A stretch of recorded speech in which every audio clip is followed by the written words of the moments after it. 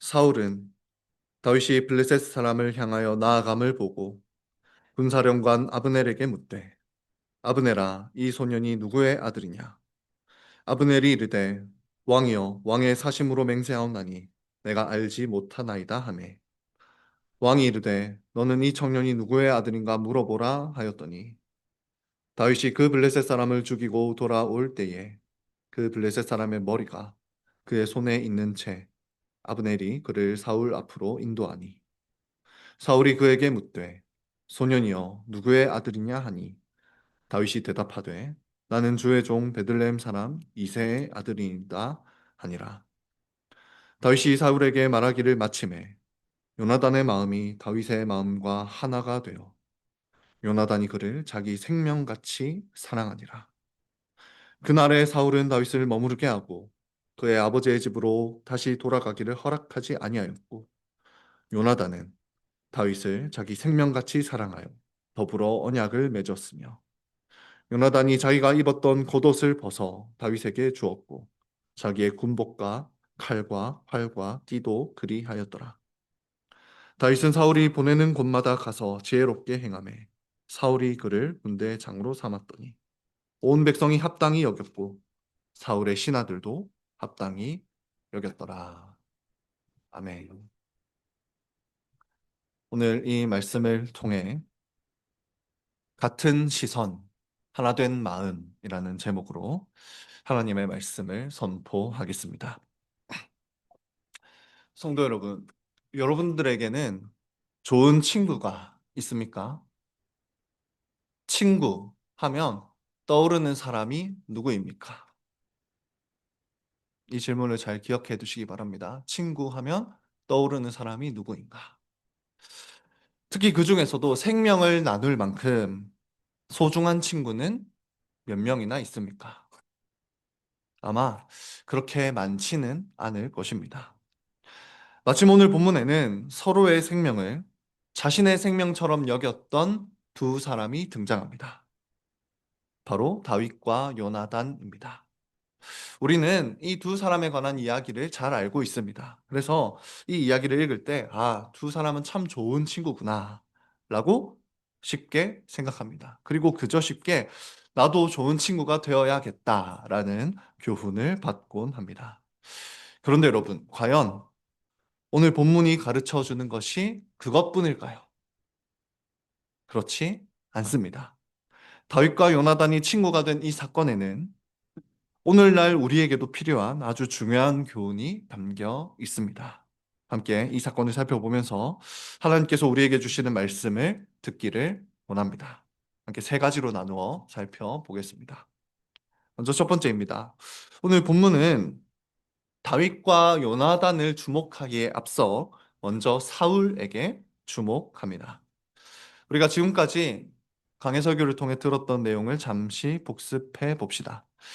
이스라엘 백성들은 골리앗 앞에서 무서워 떨었습니다. 그때 하나님께서는 백성들을 위한 구원자를 보내십니다. 그 구원자가 바로 다윗이지요. 하나님께서는 다윗을 통해 이스라엘에게 승리를 주셨습니다.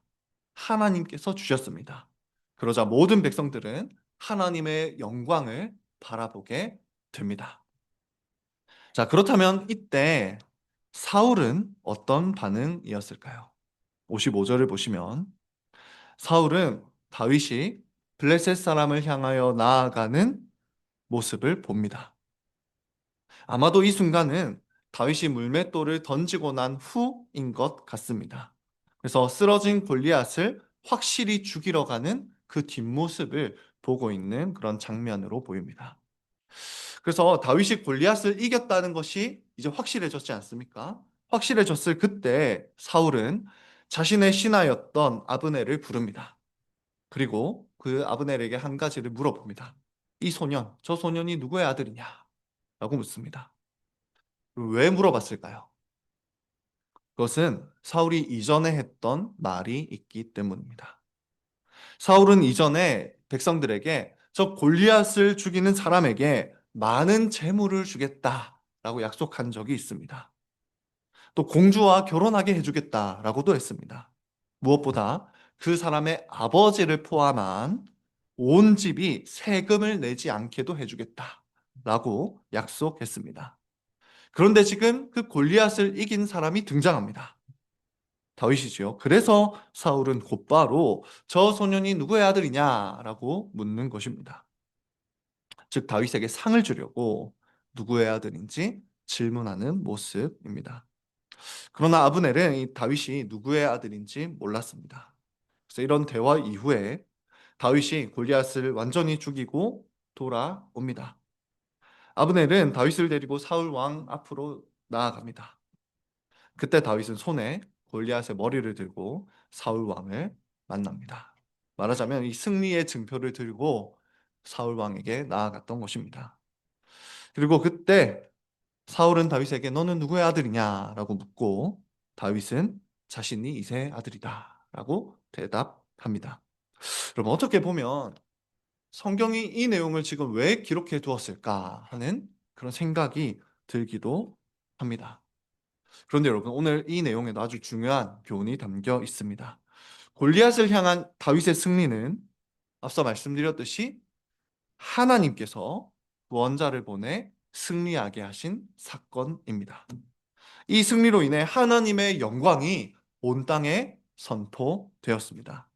따라서 이 승리를 본 사람들의 합당한 반응은 무엇이었을까요? 그 반응은 바로 하나님을 향한 찬송이었습니다. 하지만 오늘 본문에서 사울은 찬송하지 않습니다. 그저 빨리 이 전쟁에서 공을 세운 다윗에게 상을 내리는 것에만 관심이 있었던 모습입니다. 그리고 사실 이제 전쟁에서 큰 공을 거둔 사람에게 상을 내리는 것은요, 올바른 일입니다. 그렇지 않습니까? 정치적으로도 지혜로운 일입니다. 빠르고 확실하게 보상을 해줘야 다음에 전투가 있을 때 또 군인들이 용감하게 싸우지 않겠습니까? 그러나 문제는 사울이 지금 승리를 주신 하나님께 전혀 감사하지 않는다는 것입니다. 사울은 하나님에 대한 감사 없이 그저 왕이자 정치가로서 계산적으로 행동하고 있을 뿐입니다. 심지어 오늘 본문에서 보듯이 다윗은 골리앗의 머리도 들고 있습니다. 하나님께서 주신 승리의 증표가 눈앞에 떡하니 있습니다. 소년이 거인 골리앗의 머리를 들고 있는 것이 하나님께서 하신 일이 아니면 어떻게 설명할 수 있겠습니까? 눈을 들기만 하면 하나님의 승리의 증표를 볼 수 있었다는 말입니다. 찬송할 수 있었습니다. 그러나 사울의 시선은 하나님을 향하지 않습니다. 그렇다면 사울의 시선이 어디를 향해 있었을까요? 그것을 알려주는 내용이 오늘 읽은 본문에 다시 등장합니다. 18장 2절 우리 함께 읽겠습니다. 시작. 그날에 사울은 아니야, 사울은 다윗을 계속해서 자신 옆에 두는 그런 모습입니다. 어떻게 보면 이 모습도 사울이 다윗을 아주 기뻐하고 존중하는 그런 모습처럼 보입니다. 하지만 사울은 지금 그저 좋은 부하를 옆에 둔 것뿐입니다. 사울은 이전에도 싸움을 잘하는 청년이 있으면 어디서든지 데리고 와서 자신 옆에 두곤 했습니다. 바로 그런 것처럼 지금 블레셋이 또 언제 다시 쳐들어올지 모르니 다윗을 옆에 두고 계속해서 전쟁을 치러 가려고 했던 것입니다. 사울의 시선에서 다윗은 한낱 신하일 뿐이었고 전쟁 무기였을 뿐입니다. 결론적으로 사울의 시선은 어디를 향하고 있습니까? 바로 자기 자신을 향하고 있습니다. 자신의 왕권을 향하고 있습니다. 다음번에 우리는 여인들이 다윗을 칭송하는 그런 노래를 듣게 될 것입니다. 그때에도 사울의 시선은 자기 자신을 향해 있었습니다. 그러다 보니 백성들이 자신보다 다윗을 더 높일 때 도무지 참을 수가 없었던 것입니다. 여기서 첫 번째 교훈을 말씀드립니다. 사울의 눈은 계속해서 자기 자신을 향했습니다. 그런데 이어지는 본문은 사울의 시선과는 또 다른 한 시선을 보여줍니다. 그 시선은 바로 요나단의 시선입니다. 여러분, 이 시선을 살펴보기에 앞서서 먼저 오늘 본문의 구조를 조금 설명드릴 필요가 있습니다. 오늘 본문의 구조를 보면 사울과 요나단 이야기를 반복해서 번갈아 가면서 계속해서 기록하고 있습니다. 예를 들어 영화를 보면 대비되는 두 사람을 네, 대비되는 두 사람을 번갈아 가면서 카메라에 비추곤 합니다. 이 사람을 비췄다가 또 저 사람을 비췄다가 라고 하지요. 대비되는 두 사람을 번갈아 가면서 비추는 이유가 무엇입니까? 이 두 사람을 더 대조시키기 위해서입니다. 마찬가지로 오늘 본문도 대비되는 두 인물인 사울과 요나단을 번갈아 가면서 기록합니다. 그래서 55절에서 58절을 보시면요. 사울에게 초점을 맞췄다가 또 1절을 보면 다시 요나단에게 초점을 맞춥니다. 2절에서 다시 사울에게 초점을 맞췄다가 3절에서 다시 요나단에게 초점을 맞춥니다. 오늘 본문이 우리에게 말하는 것이 무엇입니까? 이 두 사람을 번갈아 가면서 대조해서 보라라고 우리에게 알려주고 있는 것입니다. 그렇다면 요나단의 초점이 어디에 있었는지 살펴봅시다. 1절, 오늘 본문의 핵심 구절입니다. 우리 함께 읽겠습니다. 시작. 다윗이 사울에게 말하기를 마침에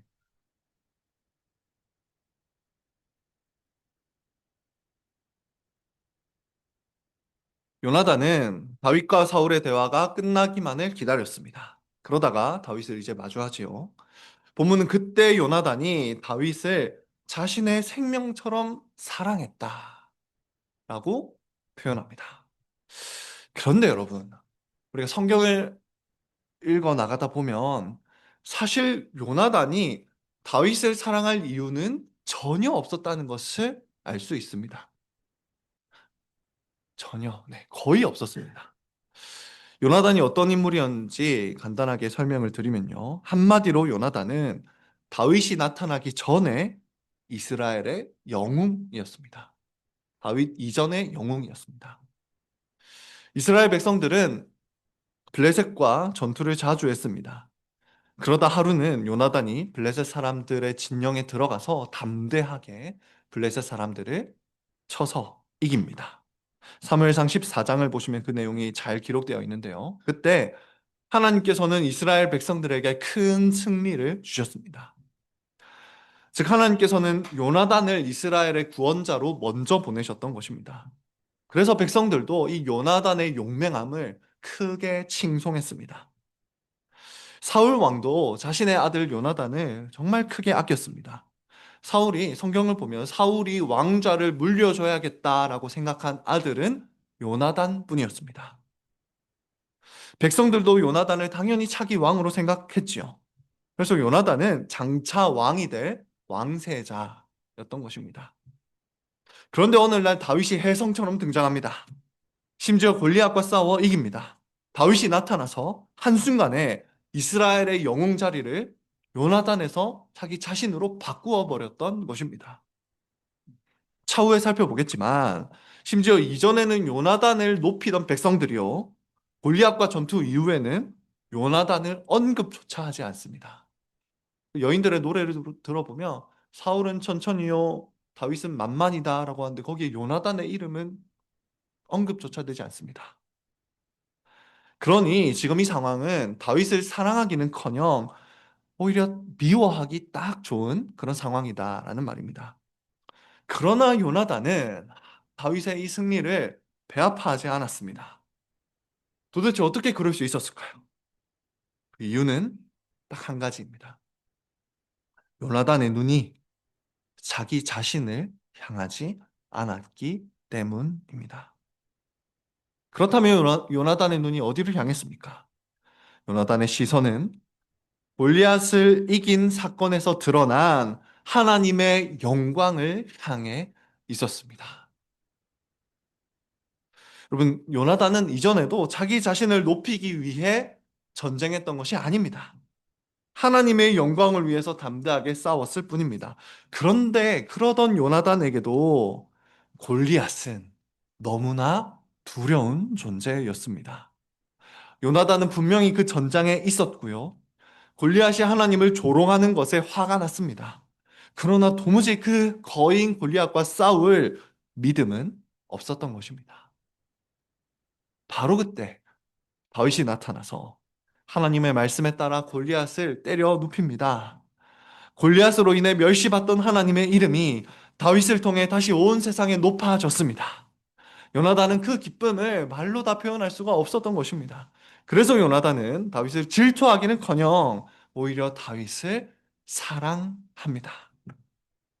이때 성경은 요나단의 마음이 다윗의 마음과 하나가 되었다라고 기록합니다.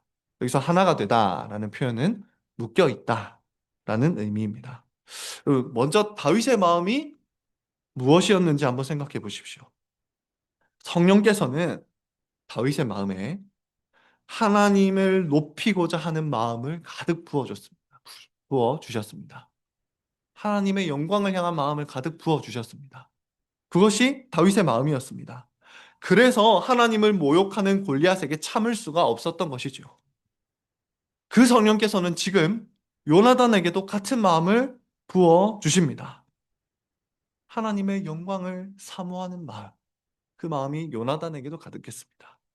따라서 지금 이 다윗의 마음과 요나단의 마음이 하나가 되었다는 이 표현은 성령께서 하나님의 영광을 향한 열망으로 두 사람의 마음을 하나로 묶어 주셨다라는 의미입니다. 두 사람 다 하나님의 영광만을 바랬습니다. 이렇게 다윗과 한 마음이 된 요나단은요, 다윗을 자기 생명처럼 사랑합니다. 그래서 요나단이 한 행동이 있습니다. 3절을 보십시오. 우리 함께 읽겠습니다. 시작. 요나단은 다윗을 그 행동은 바로 언약을 맺은 것입니다. 구약에서 이 언약에 대해서 설명을 조금 드리면요. 구약에서 서로 언약을 맺을 때는 동물을 반으로 갈랐습니다. 반으로 가르면서 하나님을 부르며 맹세했습니다. 만약 하나님 앞에서 자신이 지금 한 말, 이 맹세를 어기면 이 지금 죽임당한 동물처럼 죽기를 원한다 라고 말했습니다.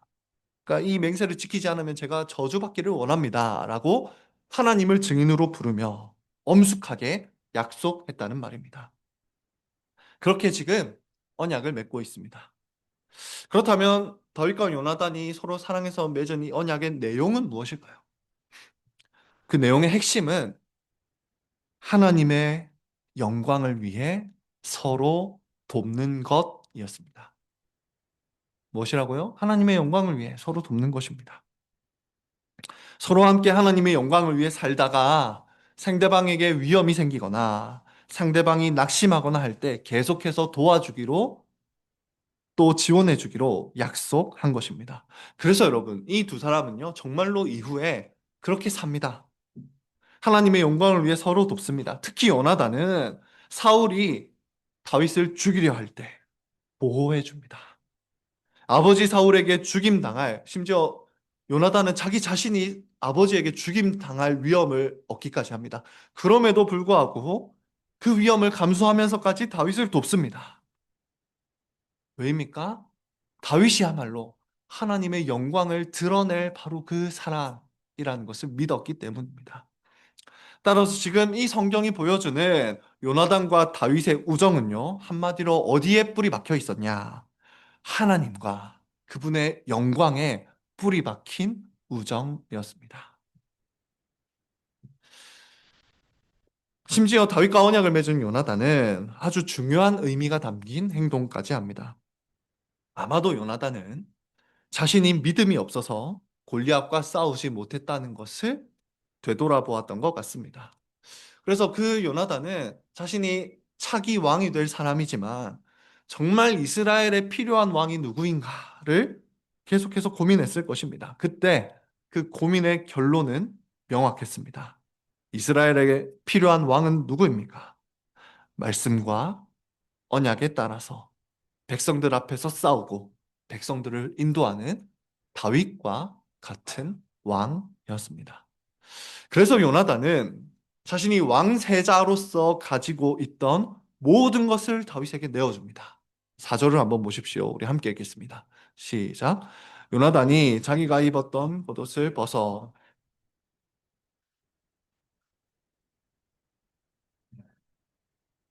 네, 여기서 겉옷이라는 이 표현은 왕세자의 의복을 의미합니다. 요나단은 이 옷을 건네줌으로써 다윗이 차기 왕이 되어야 한다는 것을 지금 고백하는 모습입니다. 또한 당시에 사울과 요나단에게는 이스라엘 백성들 중에서 가장 좋은 갑옷과 무기가 있었습니다. 요나단은 자신이 입고 있던 그 군복과 칼과 활과 띠 모두를 다윗에게 줍니다.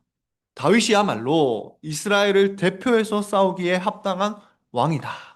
라는 의미입니다. 여러분, 참으로 사울과 다르지 않습니까? 사울은 하나님의 영광에는 관심이 없고 그저 자신의 왕권을 지키기 위해 다윗을 계산적으로 이용합니다.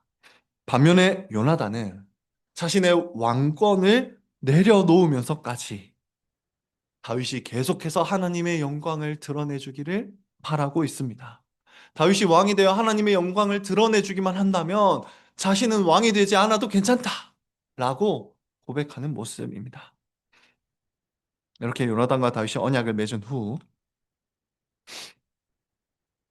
5절에서 보듯이 다윗은 군대의 장이 됩니다. 여기서 군대의 장이라는 표현은 군대 장관이라기보다는 군대에서 이제 실무자 정도의 위치를 의미합니다. 사울은 아직 어린 다윗을 전장으로 보냅니다. 사울은 여전히 계산적인 마음으로 자신의 나라를 더욱 굳건하게 세우기 위해 행동하는 모습입니다.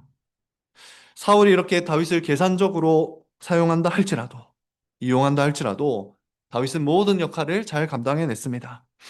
요나단은 아마도 계속해서 다윗을 지지했을 것입니다. 아니요, 아마도가 아니죠. 계속해서 지지했습니다.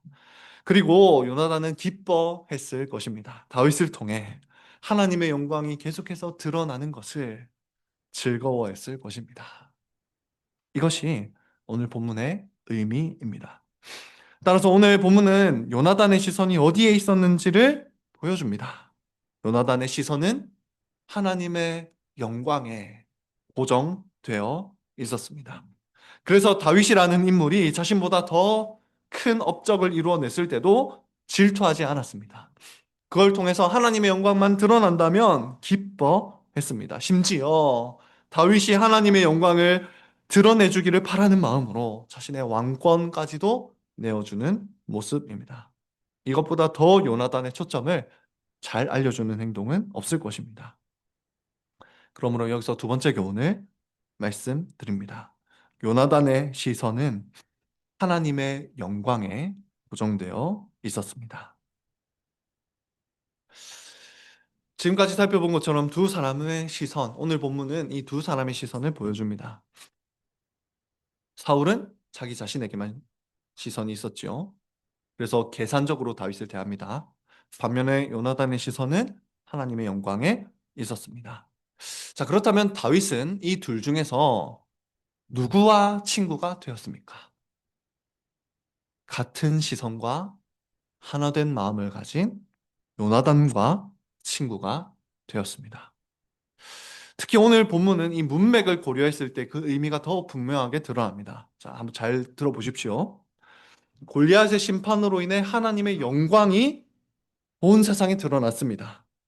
하나님의 영광이 온 세상에 드러났을 때 그 영광의 시선이 고정되어 있었던 두 사람이 한 마음이 되어 참된 친구가 되었다라는 것이 오늘 본문의 핵심입니다. 이 핵심을 잘 기억하십시오. 영광이 드러났을 때 그 영광에 시선이 고정된 두 사람이 한 마음이 되어 참된 친구, 생명을 나누는 친구가 되었습니다. 여러분, 그런 점에서 생각해 보면요, 다윗과 요나단에게 일어났던 이 일은 신약 시대에도 일어났습니다. 여러분, 어느 날 하나님의 영광이 환하게 빛났습니다. 골리앗이 쓰러졌을 때보다 더욱더 분명하고 찬란하게 하나님의 영광이 온 세상에 선포되었습니다. 언제일까요? 우리가 지난주에 들었던 것처럼 예수 그리스도께서 죽으시고 부활하셨을 바로 그때입니다. 그때 그 영광이 찬란하게 빛났습니다. 여러분, 다윗과 요나단이 승리하신 하나님의 영광을 보았듯이 성도들은 죽음을 이기시고 부활하신 예수님의 영광을 보았습니다. 성도들의 시선은 그 예수님의 영광에 고정된 것입니다. 또 다윗과 요나단이 하나님께 영광을 돌리고자 하는 마음으로 하나가 되었듯이 성도들은 자신을 구원하신 예수님께 영광을 돌리고자 하는 마음으로 하나가 되었던 것입니다. 그리고 그 대표적인 예가 사도행전에 나옵니다. 복음을 들은 성도들이 어떻게 변했는지 기억해 보십시오. 사도행전 2장 46절을 제가 읽겠습니다. 날마다 마음을 같이하여 성전에 모이기를 힘쓰고 집에서 떡을 떼며 기쁨과 순전한 마음으로 음식을 먹고. 여기 이 사도행전 2장 46절에서 마음을 같이하여라는 표현이 나오는데요. 이 마음을 같이하여라는 표현에 주목해 보시기 바랍니다. 성도들은 같은 마음으로 서로를 사랑했습니다. 서로의 생명을 자신의 생명처럼 여겼습니다. 정말로 그렇게 여겼습니다. 그래서 어떤 행동을 합니까? 자신의 재산을 팔아서 가난한 성도들을 먹이고 입히기까지 했습니다. 성도들은 같은 마음으로 하나님의 영광을 위해 함께 살고 함께 죽었습니다. 예수님의 영광이 드러났을 때 그 영광을 바라본 성도들도 다윗과 요나단처럼 한 마음을 품게 되었다는 말입니다. 그런데 여러분, 지금 이 순간에도 하나님께서 하나된 마음을 만드시는 곳이 있습니다. 하나님께서는 지금 이 순간에도 마음을 하나로 만들어 주고 계십니다. 어디서 그 일을 하실까요, 여러분? 바로 교회입니다.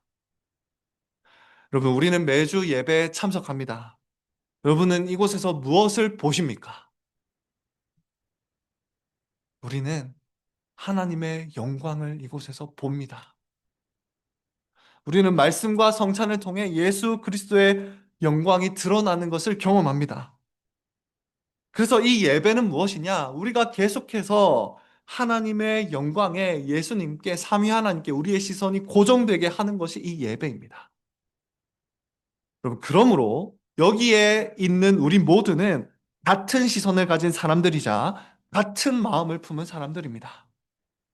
다윗과 요나단의 마음을 하나로 묶어주신 그 성령께서는 지금 이 순간을 통해서도 우리의 마음을 하나로 묶어주고 계십니다. 이것을 믿으시기 바랍니다. 여러분, 우리는 다윗과 요나단의 우정을 부러워합니다. 나도 그런 친구가 있었으면 좋겠다 라고 생각합니다. 그런데 여러분, 기억하십시오. 여기에 모인 우리가 바로 다윗과 요나단 같은 친구입니다. 그리고 심지어 우리는 다윗과 요나단보다 더 풍성한 우정을 나눕니다. 사실 생각해보면 이 다윗 시대에는요, 같은 마음과 같은 시선을 가진 그 성도들이 그렇게 많지는 않았던 것 같습니다. 오늘 본문을 보십시오. 다윗과 요나단의 마음이 하나가 될 뿐이었습니다. 어떤 점에서 다윗은 참 많이 외로웠을 것입니다. 그 요나단이라는 친구와도 가까이 지내지 못하기 때문입니다.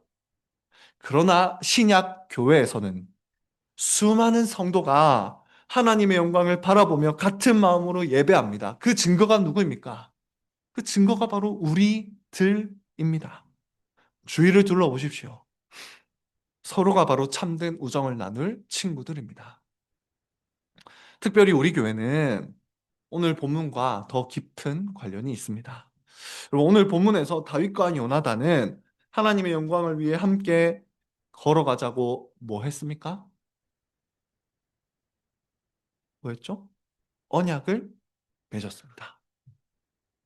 우리 교회도 무엇을 맺습니까? 회원이 되기 위해 하나님 앞에서 서약합니다. 오늘 말씀처럼 하나님을 부르고 하나님을 불러 증인으로 모셔서 이렇게 서약합니다.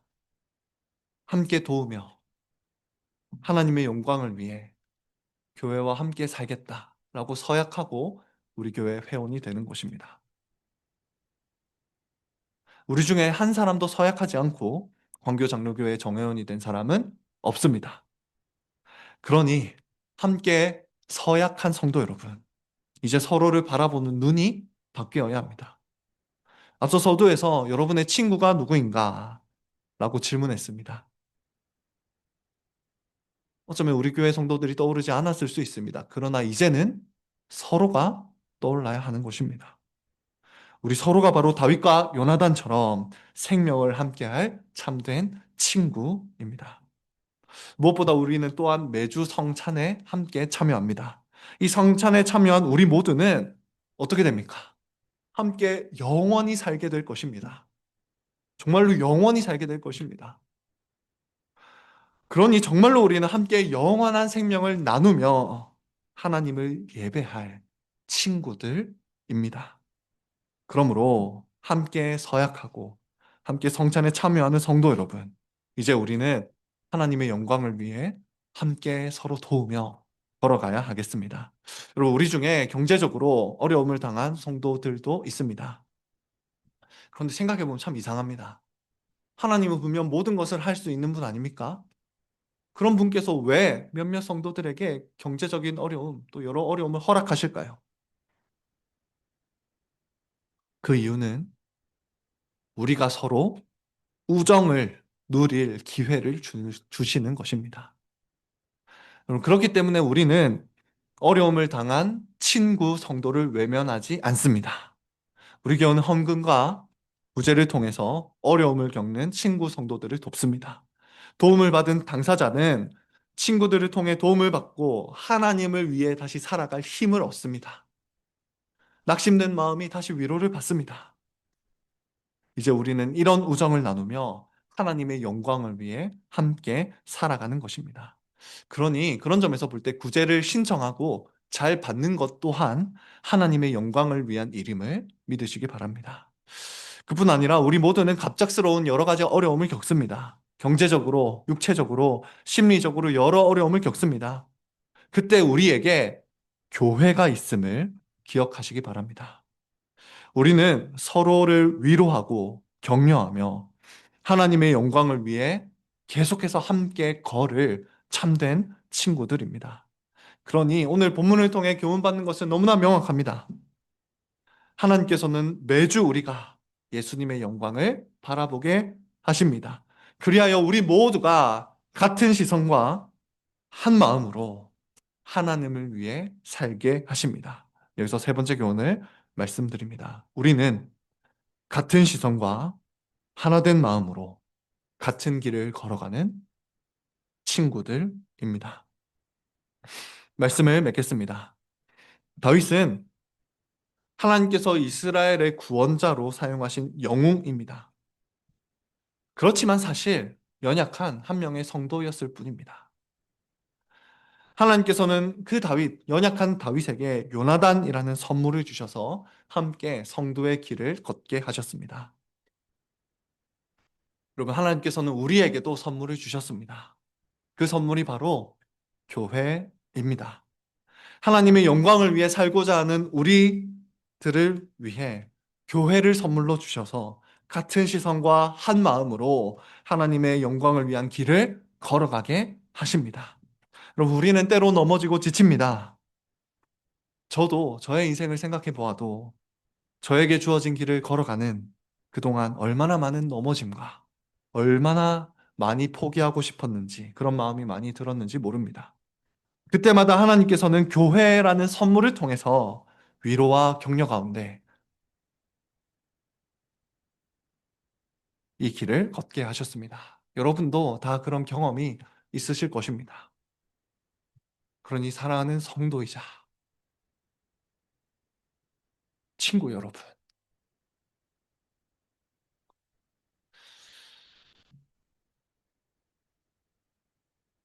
우리가 소망하듯이 언젠가 하나님의 영광이 온 세상에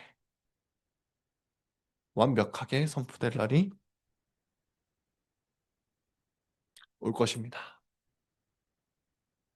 분명히 올 것입니다. 그때까지 우리에게 힘든 일이 많겠지요. 그러나 이번에 우리 교회표처럼 서로 짐을 지고 이 길을 걸어갑시다.